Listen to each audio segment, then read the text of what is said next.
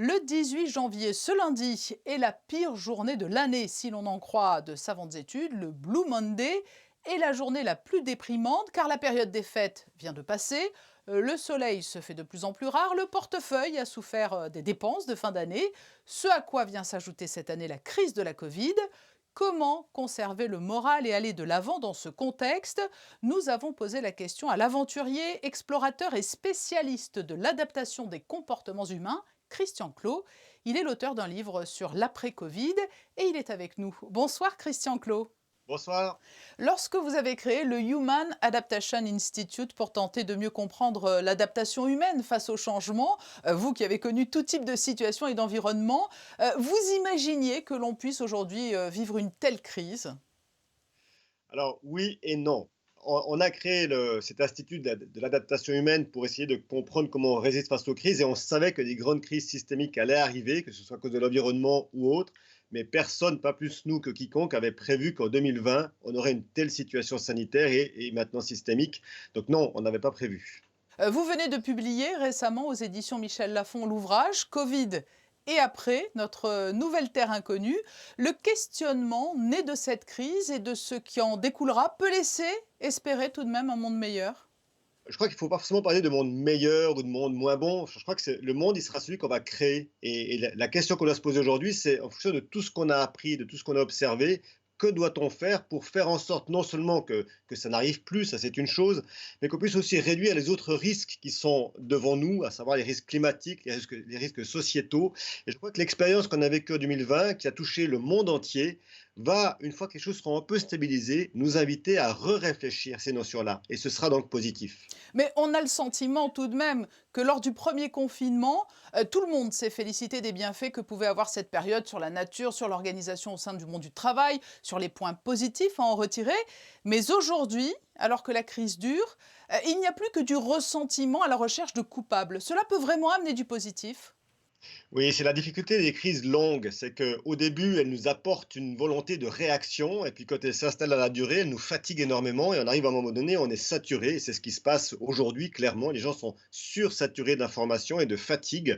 Il va falloir d'abord que les choses se stabilisent un peu pour qu'on puisse retourner finalement à un état un peu initial, non pas pour revenir dans le monde d'avant, comme on pourrait dire, mais pour repartir, pour avoir le temps d'y réfléchir. Aujourd'hui, on est tous complètement dans un tunnel, ce qu'on appelle nous l'effet tunnel, où on ne voit que les problèmes.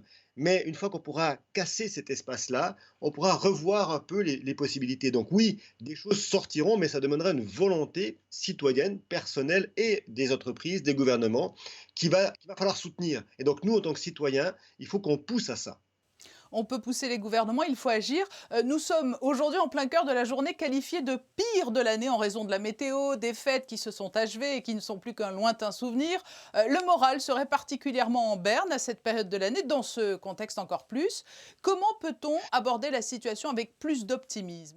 Alors déjà, je crois qu'il faut qu'on balaye ces idées de jours les plus durs, les plus sombres et tout ça. D'abord, c'est qu'une vision occidentale, parce qu'aujourd'hui, on parle de Blue Monday parce qu'on est en hiver, qui fait gris, que c'est après les fêtes.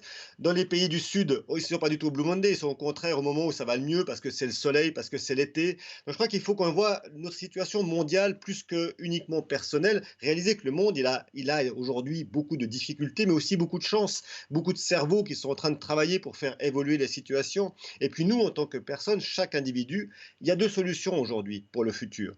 Soit on se dit, de toute façon, c'est foutu, il n'y a rien qui va bien et tout ça, puis on arrête de lutter et rien ne se passera, c'est certain. Soit on se dit, OK, personne ne connaît le futur. On l'a vu en 2019, personne n'avait prévu 2020. Donc faisons la même chose pour 2022. Prévoyons un futur possible et essayons de le construire pas à pas. Si on essaye des choses, certaines choses se réaliseront. Donc ça vaut la peine d'essayer. Finalement, en toutes circonstances, on peut apprendre ou réussir à tirer le meilleur même des pires expériences.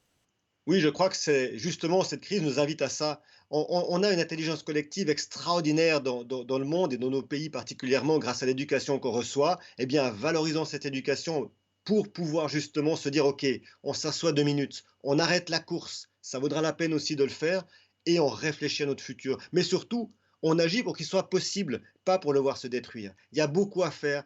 Il y a plein de citoyens aujourd'hui qui le veulent, qui le tentent. Il y a des gens qui sont dans la rue pour réclamer une meilleure gestion du climat, une meilleure gestion de l'écologie. Très bien, c'est très beau.